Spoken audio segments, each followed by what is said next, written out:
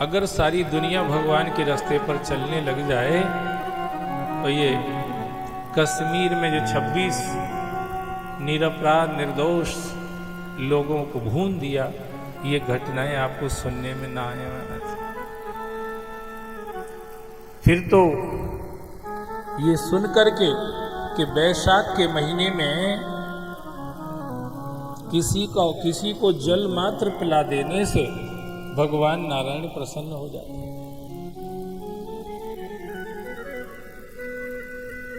किसी का खून बहाने से तो भगवान कितने क्रुद्ध होते होंगे, ये हम अनुमान लगा सकते हैं। जहां कोई भी सनातन धर्मी व्यक्ति आज जगह जगह प्याऊ खोल रहा है, राह में निकलने वाले प्यासे लोगों को कुछ पानी का सहारा मिल जाएगा, और ये पानी का सहारा हमारे लिए परमात्मा से मिलने का सहारा बन जाएगा। लोग प्याऊ खोल रहे हैं। बैसाख के महीने में सारे तीर्थ, सारे देवता, सारे पुण्य सब जल में स्थित रहते हैं। इसलिए इस महीने में जलदान जरूर करना चाहिए। कोई बैठा दिखे, बिना पूछे एक गिलास भरे लिए चले ही जाओ महाराज कि लो दादाजी थोड़ा पानी पी लो, लो दादी जी थोड़ा पानी पी लो माताजी थोड़ा सा जल पी लो भैया जी थोड़ा सा जल पी लो। बिना पूछे लिए चले जाओ यार। बैसाख का महीना है, ऐसे ही सबके ओंठ जीभ सूखी रहती है, गर्मी इतनी तेज पड़ती है। अभी तो और बढ़ने वाला है टेम्परेचर। मई में पता नहीं, हो सकता है 42, 43, 44, 45 कहाँ चला जाएगा।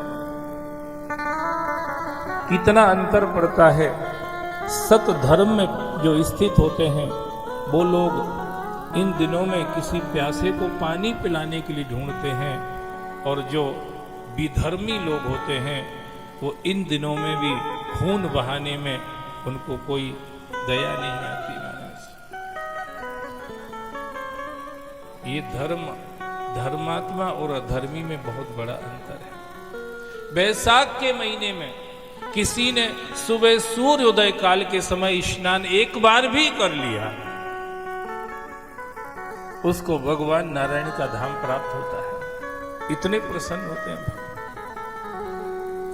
किसी को जल पिला दिया, किसी को पादुका दान कर दी, किसी को पंखा दान कर दिया, किसी को सूती महीन वस्त्र दान कर दिए, किसी को वाहन दान कर दिया।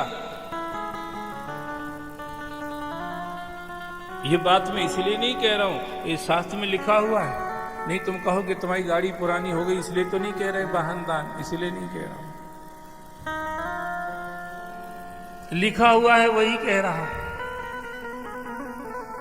इस महीने में किए हुए ये दान साक्षात बन जाते हैं बैकुंठ जाने के सोपान।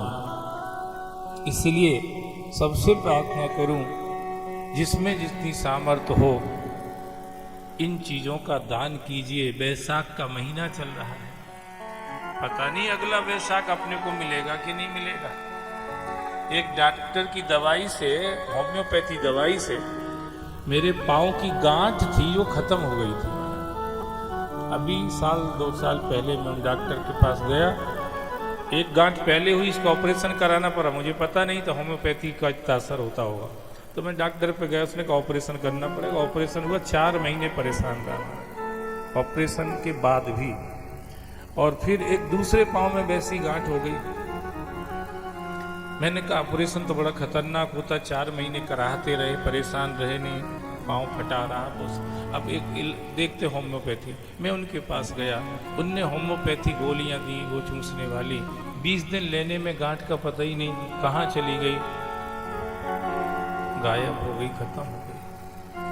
अभी फिर मैं किसी उद्देश्य से उन्हीं डॉक्टर के घर गया तो पड़ोसी ने कहा कि वो तो चले गए।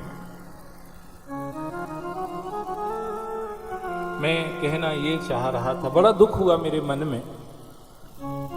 इतने हित ऐसी, इतने शुभ चिंतक, पैसा लेते मात्र 250 रुपए बस।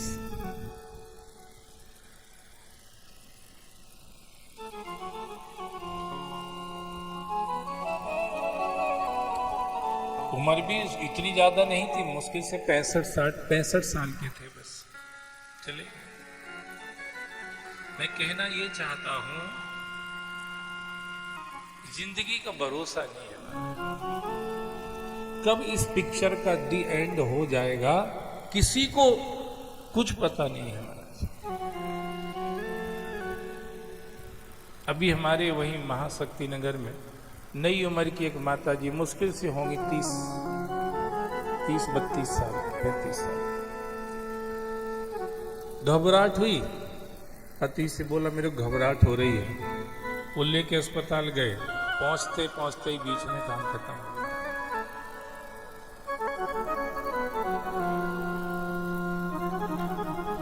ये अनिश्चित जिंदगी है महाराज, जिस पे हम लोग बड़ा गुरूर करते हैं, बड़े इतराते हैं, इठला के चलते, अकड़ के चलते,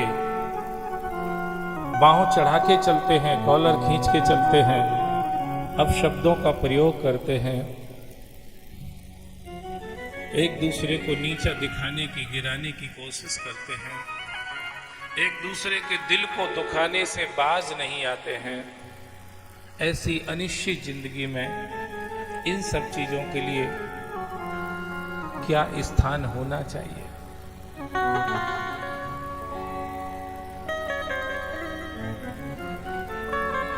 जितना हो सके यही सावधानी रखो, यही समझदारी रखो, यही चतुराई रखो, यही चालाकी रखो कि हम किसी बुरे विचार से, बुरे भाव से, बुरे किसी के साथ बुरा करने से हम बचे रहें।